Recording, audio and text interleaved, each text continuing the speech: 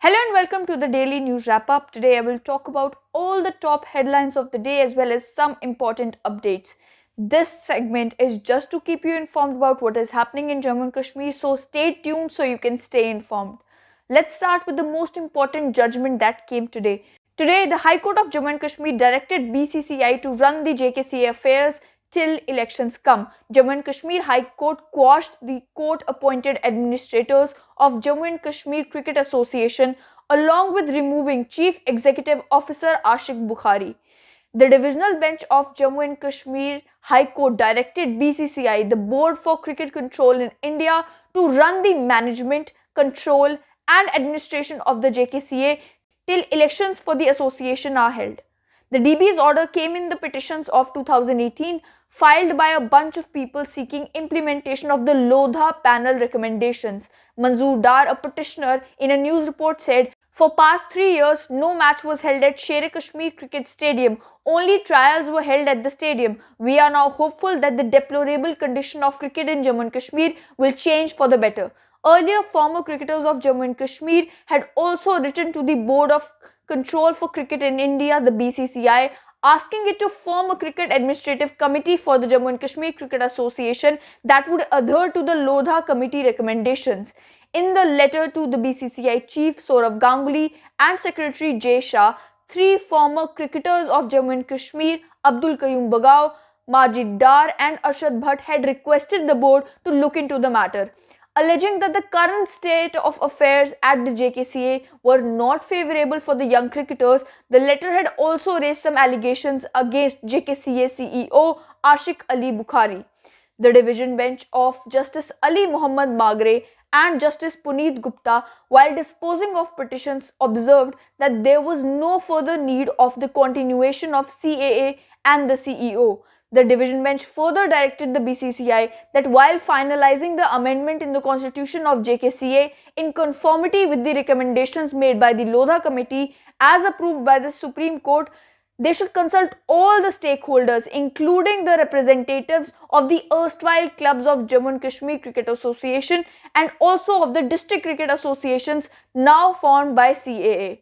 Apart from that, ACB has produced a charge sheet against ex-officials of JKPCC. So the Anti-Corruption Bureau presented charge sheet in the Court of Special Judge Anticorruption Jammu in a case against Harkewal Singh, the then Deputy General Manager, and Dalip Thusu, the then manager JKPCC Unit 4, for judicial determination. Both of them are retired officials, and the instant case was registered on the outcome of a verification conducted by the vigilance organization, which is now named as ACB, to inquire into the allegations of collapse of 17 pillars of Devak 151 meter span bridge at Uttar Beni due to faulty design and poor earthwork.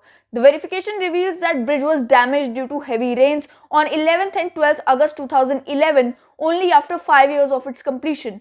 The verification further reveals that the bridge was constructed by agency AK Construction at the approved rate of JKPCC. The R&B department had authorized JKPCC to start the work without prior vetting, proof check from Design Directorate. No administrative approval and prerequisite technical sanction was obtained before starting work. The spot inspection and scrutiny of records revealed that in the construction of bridge, the basic and obligatory requirement of investigation, the investigation which includes bridge foundation investigation, hydrology, subsoil exploration, bearing strength of soil and discharge of river, have been completely ignored prior to design and execution of work, which has led to construction of unstable bridge structure. The investigation conducted has revealed that a criminal conspiracy was hatched between the accused Dalip Thusu, the then General Manager JKPCC, and Harkewal Singh, the then Deputy General Manager JKPCC Unit 4th. In pursuance to that, the project and construction of bridge was undertaken without prior vetting of the design from the Design Directorate Jammu. The technical aspects were ignored prior to the execution of the same, which led to the failure of the bridge. The exercise of construction of such a bridge was found futile. It failed to serve the purpose, thereby rendering the whole expenditure as wasteful, causing corresponding loss to the state exchequer.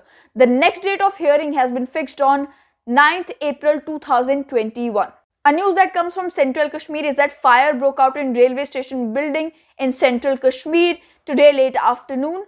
The fire occurred in Budgam district, and an official said that fire tenders reached to the spot immediately and the situation is currently under control, adding that there are no reports of any casualties so far.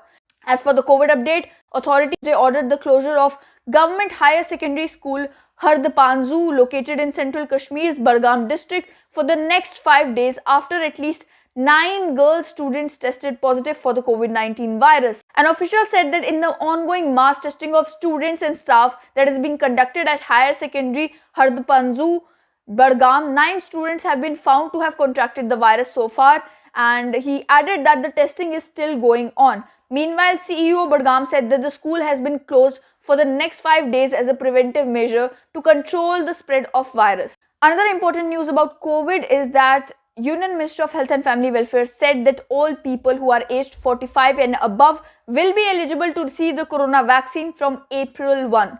So everyone, please register yourself and get vaccinated.